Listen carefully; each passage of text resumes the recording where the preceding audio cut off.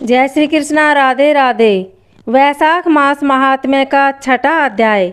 नारद जी बोले, हे राजन, वैशाख महीने में मार्ग चलने से व्याकुल और प्यासे मनुष्य को जो जलदान नहीं करते वह पक्षी की योनि पाते हैं। उदाहरण के लिए हम ब्राह्मण और घर की छिपकली का प्राचीन इतिहास कहते हैं। यह परम अद्भुत संवाद है। प्राचीन काल में इक्ष्वाकु के वंश में हेमांग नामक एक राजा हुआ। वह ब्राह्मणों का भक्त, अभिनंदक, चित्शत्रु और जितेंद्रिय था। पृथ्वी में जितने बालू के कण, समुद्र में जितने जल के बिंदु हैं और आकाश में जितने तारागण हैं, उतनी ही गो उस राजा ने दान की। उसने बहुत से यज्ञ किए। उन यज्ञों की कुशाओं से पृथ्वी पर कुशा ही कुशा दिखाई देने लगी तथा गोभूमि, तिल और स्वर्ण दान से बहुत से ब्राह्मणों को प्रसन्न किया। कोई ऐसा दान नहीं जो उसने नहीं किया। परंतु हे राजन, सुख की इच्छा करने वाले उस राजा ने एक जलदान नहीं किया। ब्रह्मपुत्र महात्मा वशिष्ठ ने उसे ज्ञान भी कराया कि जलदान करो, परंतु उसने दुर्बुद्धि और हेतुवाद से कहा कि जल तो बिना मूल्य की चीज़ है, इसे दान करने वालों को क्या फल मिलेगा। ऐसी अनेक बातें कहीं और ब्राह्मण को जलदान नहीं किया और कहने लगा कि अलभ्य वस्तु दान करने से पुण्य मिलता है और यही ठीक भी है। वह राजा लूले, लंगड़े, दरिद्री और जीविका हीन ब्राह्मणों की सेवा तो करता था, किंतु वेद पाठी, तत्वज्ञानी और ब्रह्मवादियों की पूजा नहीं करता था। वह राजा कहा करता था, विख्यात ब्राह्मणों की पूजा सेवा तो सब ही करते हैं, परंतु अनाथ, बिना पढ़े लिखे, लूले लंगड़े ब्राह्मण और दरिद्रियों की बड़ी दुर्गति है। अतएव ऐसे ही लोग मेरी दया के पात्र हैं। इस प्रकार वह दुर्बुद्धि कुपात्रों को दान देता रहा। इस महादोष के कारण 3 जन्म तक उसे चातक की योनि मिली। फिर 1 जन्म गिर्द बना और 7 जन्म तक कुत्ते की योनि में रहा। फिर हे राजन, वह एक राजा के घर छिपकली की योनि में जाकर रहा। उसका नाम श्रुतिकिरी था और मिथिलापुरी का राजा था। छिपकली घर के दरवाजे की चौखट के ऊपर कीड़ों का भक्षण करती हुई 87 वर्ष तक वहीं रही। एक दिन देवयोग में मुनियों ने श्रेष्ठ श्रुतिदेव नामक ऋषि दोपहर के समय मार्ग में थके मिथिलापति के घर आए। ऋषि को देखकर राजा अत्यंत प्रसन्न होकर सहसा उठ कर बड़े आदर सत्कार मधुपरकादि से पूजन कर चरण धोने लगा और चरणोदक को अपने मस्तक पर छिड़का। तब देवयोग से एक बूंद जल उस छिपकली पर गिर पड़ा। जल की बूंद पड़ते ही उसे ज्ञान हो गया और नाना योनियों में दुखों से दुखित हो ब्राह्मण देवता से हाय हाय कर कहने लगे कि हे ब्राह्मण, मेरी रक्षा करो। एक छिपकली का ऐसा शब्द सुनकर ब्राह्मण को बड़ा आश्चर्य हुआ और वह कहने लगा, हे गोधा, तू कहाँ है? क्यों विलाप करता है? तेरी यह दशा कैसे हुई? तू देवता है कि पुरुष है या कोई राजा है अथवा ब्राह्मण?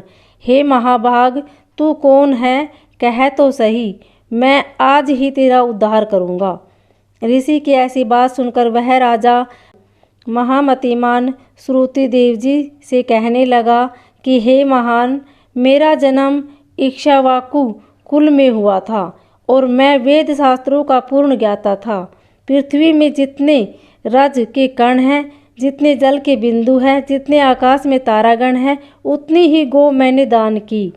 मैंने सभी यज्ञ किए, वापी, कूप और तालाब बनवाए, अनेकों दान दिए और धर्मपूर्वक राज्य भी किया, तो भी मेरी ऐसी दुर्गति हुई और मुझे स्वर्ग न मिला। 3 जन्म तक मुझे चातक योनि मिली और 1 जन्म में गिर्द हुआ। फिर 7 जन्म तक कुत्ते की योनि पाई। अभी यह राजा आपके चरणोदक को छिड़क रहा था, तब एक बूंद उछलकर मेरे ऊपर आ पड़ी। उसी के पड़ने से मेरे पूर्व जन्म का स्मरण हो आया। मेरे सब पाप दूर हो गए हैं। हे द्विजवर, 28 जन्म तक मुझे छिपकली की योनि भोगनी पड़ी। तरह तरह की देवी सृष्टि दिखाई देती है, अतः अब मैं इन जन्मों से डरता हूँ। हे द्विज, मेरी यह दशा कैसे हुई, यह विस्तार से कहिए। यह सुनकर द्विज ने ज्ञान चक्षु द्वारा सब वृत्तांत जान लिया और कहने लगे, हे राजन, मैं तेरी इस बुरी योनि का कारण कहता हूँ, चित्त लगाकर सुन। तुझे माधव भगवान के प्यारे वैशाख मास में जलदान नहीं किया। तूने जल को सुलभ समझकर निश्चय कर लिया था कि यह बिना मूल्य का है, अतः मार्ग में चलने वाले और धूप से पीड़ित ब्राह्मणों को जलदान नहीं किया। साथ ही सुपात्रों को छोड़ कुपात्रों को दान किया। जलती हुई अग्नि को छोड़कर कोई राख में भी हवन करता है। प्राय बताए हुए सुगंधित से युक्त कांटेदार वृक्षों का कोई भी पूजन नहीं करता। वह सब वृक्षों में पीपल की ही पूजा होती है। तुलसी को छोड़कर कटेरी का पूजन क्यों नहीं करते? पूज्यता के विषय में अनाथ की आवश्यकता नहीं है। लूले लंगड़े केवल दया के पात्र हैं, पूज्य नहीं हैं। तपस्वी ज्ञानी वेदादि शास्त्रों के ज्ञाता ये विष्णु भगवान के स्वरूप है, अतएव वे सदा पूज्य हैं। इनमें भी ज्ञानी ब्राह्मण सदैव ही विष्णु भगवान को अत्यंत प्यारे हैं। इसी कारण से ज्ञानी ही सदा पूज्य में भी अधिक पूज्यतम है और साधु महात्माओं की अवज्ञा इस लोक और परलोक दोनों में दुखदायी है। महापुरुषों की सेवा ही धर्म अर्थ मोक्ष का कारण है। ऐसे ही करोड़ों अंध जाति कर्तव्य कर्ता को नहीं देखते। ऐसे मंद आश्रम के लोगों की संगति से कुछ नहीं मिलता। वैसे ही जल में तीर्थ और मिट्टी तथा पत्थर के बने देवताओं से भी तत्काल कुछ लाभ नहीं होता। ये तो बहुत काल में पवित्र करते हैं, किंतु साधु महात्मा दर्शन से ही पवित्र कर देते हैं। साधु सेवा से कोई सुशिक्षित पुरुष दुखी नहीं होता। जैसे अमृत पान करने से जन्म मरण वृद्धावस्था आदि दुख नहीं देते, तूने जलदान नहीं किया न साधुओं की सेवा की। हे इक्ष्वाकु नंदन, इसी से तेरी यह दुर्गति हुई है। वैशाख में जो मैंने पुण्य किया है वह तेरी शांति के लिए तुझे दूंगा। इसके प्रताप से भूत भविष्य और वर्तमान कर्मों के संस्कार दूर हो जाएंगे। ऐसा कहकर जल स्पर्श कर सर्वोत्तम पुण्य का फल दे दिया। इस तरह जब उस ब्राह्मण ने वैशाख में एक दिन के स्नान का फल उसे दे दिया, तब उसके सब पाप दूर हो गए और छिपकली की योनि का त्याग कर दिव्य विमान पर चढ़ दिव्य माला वस्त्र और आभूषण पहन मिथिलापुरी के महल में सब प्राणियों को देखते देखते हाथ जोड़ परिक्रमा दे नमस्कार कर आज्ञा ले स्वर्ग को चला गया। देवता लोग उसकी स्तुति करने लगे। वहाँ 10,000 वर्ष तक अनेक भोगों को भोग कर वही राजा इक्ष्वाकु वंश में महाप्रभावशाली काकुत्स्थ नाम से पैदा हुआ और सप्त दीपवती पृथ्वी का पालन करता हुआ बड़ा ब्राह्मण्य साधु सेवी इंद्र का सखा और विष्णु का अंश हुआ।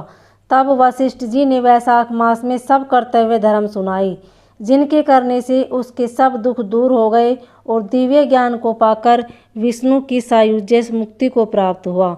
इसलिए यह वैशाख संपूर्ण शुभ फलों का दाता है। इसमें जो मनुष्य यथोक्त धर्म करता है उसकी आयु और यश बढ़ता है, पाप दूर हो जाते हैं, पुरुषार्थ चतुष्टय की प्राप्ति होती है और विष्णु भगवान प्रसन्न होते हैं। अतएव ब्राह्मण क्षत्रिय वैश्य शूद्र के चारों का वर्णन, ब्रह्मचारी गृहस्थ वानप्रस्थ और संन्यास चारों आश्रम वाले मनुष्य को वैशाख मास के कहे हुए कर्म करने चाहिए। ओम नमो भगवते वासुदेवाय।